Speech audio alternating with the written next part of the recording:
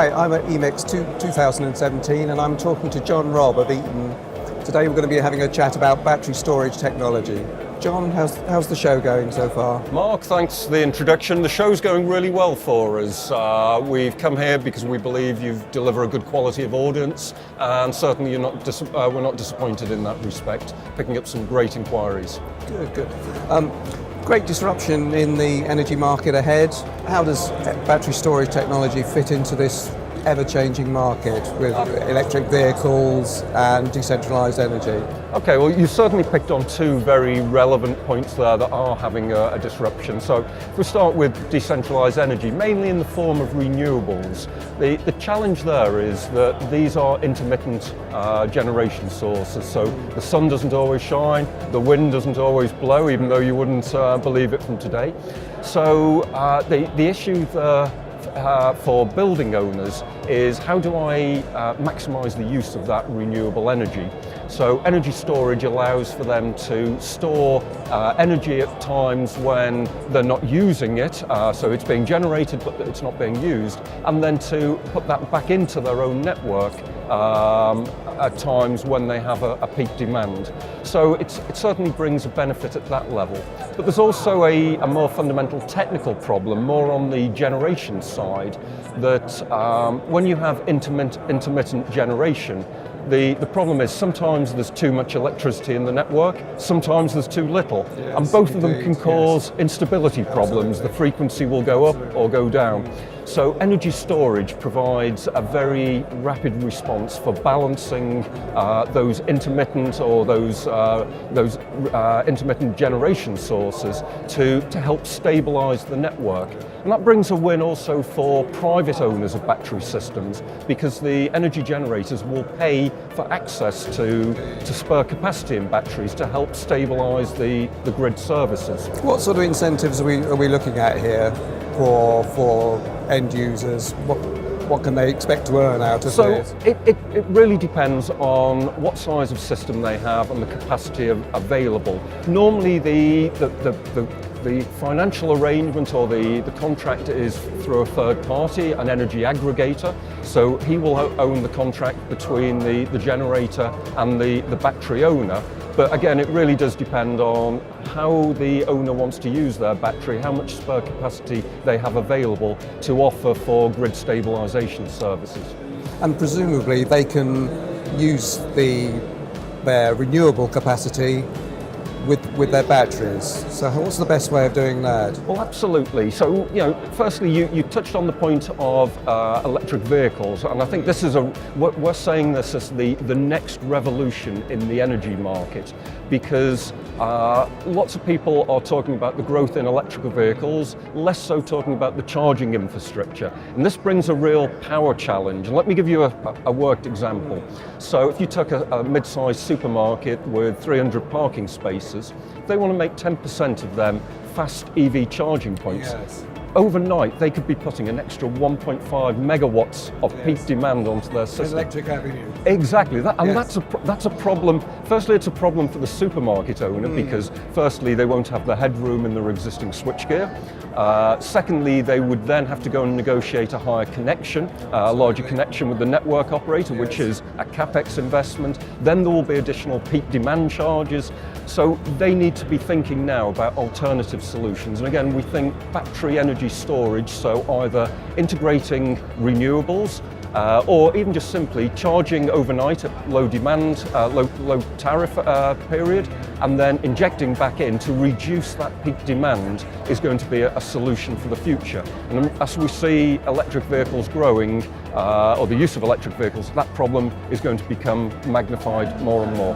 And it becomes a benefit for the owner of the building as providing another service. Absolutely. So we see in certain applications, and supermarkets is a great example, this will be a way of attracting customers. So if your supermarket offers EV charging and your neighbour doesn't, which supermarket is the EV driver going to go to? But you then raised the point, Mark, about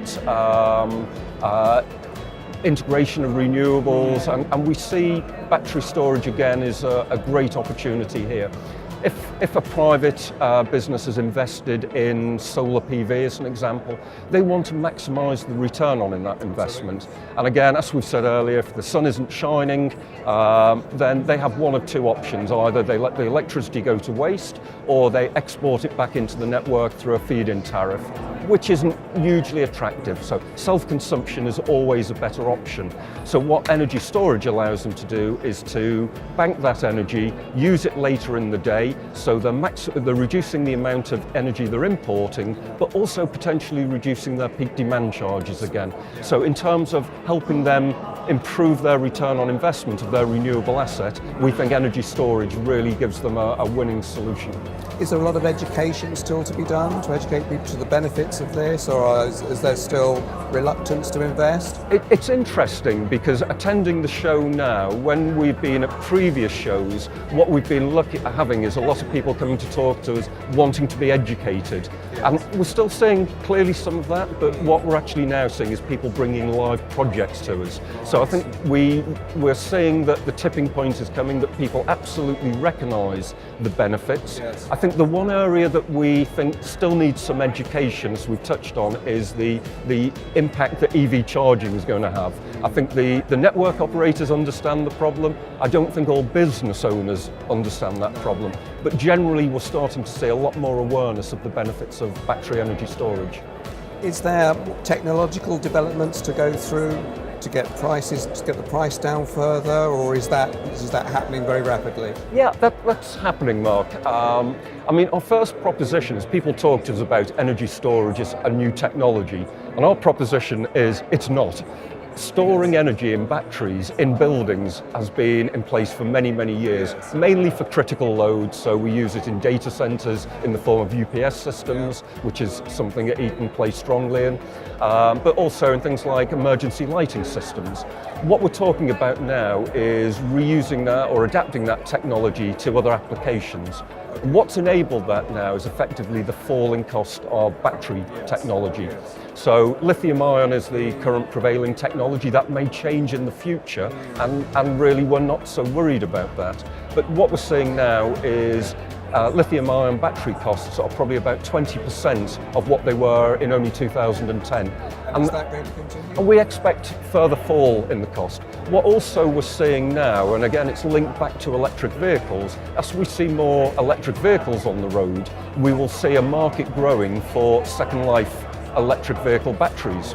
And we believe that these batteries still have a useful life beyond their prime purpose. And in our own systems, for example, we can offer solutions with both new or second life electric vehicle batteries fitted through our partnership with Nissan Motors. Yeah. So what kind of services and products do you offer that can push this market forward? Okay, so hey, no big surprise, we offer battery energy storage solutions. And we claim to offer the widest range of battery energy storage on the market, from small residential solutions, typically starting at just over 6 kilowatts, through to large grid scale projects where you're talking 20, 30, 40 megawatts a megawatt hour projects. In the commercial and industrial field, we typically start a very small system, 20 kilowatt, but more realistically 50, 100 kilowatt, up to in the region of around about 10 megawatt. We've just recently signed a deal with Amsterdam Arena, where we'll be supplying them with a 3 megawatt hour system. So certainly battery energy storage, but Eaton are absolutely much more than that. Our pedigree is around power management, so our expertise around power conversion, but also power distribution. So we also provide medium voltage, low voltage power distribution systems. So what our promise to customers is, it's not just about turning up and delivering an inverter and some batteries. We can manage the full integration of that energy system into their network. So we do all of the pre-engineering work with them, and we'll work with their other partners, so their contractors, the energy aggregators, to deliver a turnkey solution for what their needs are. Okay, great. Thank you very much. Thank you, Mark.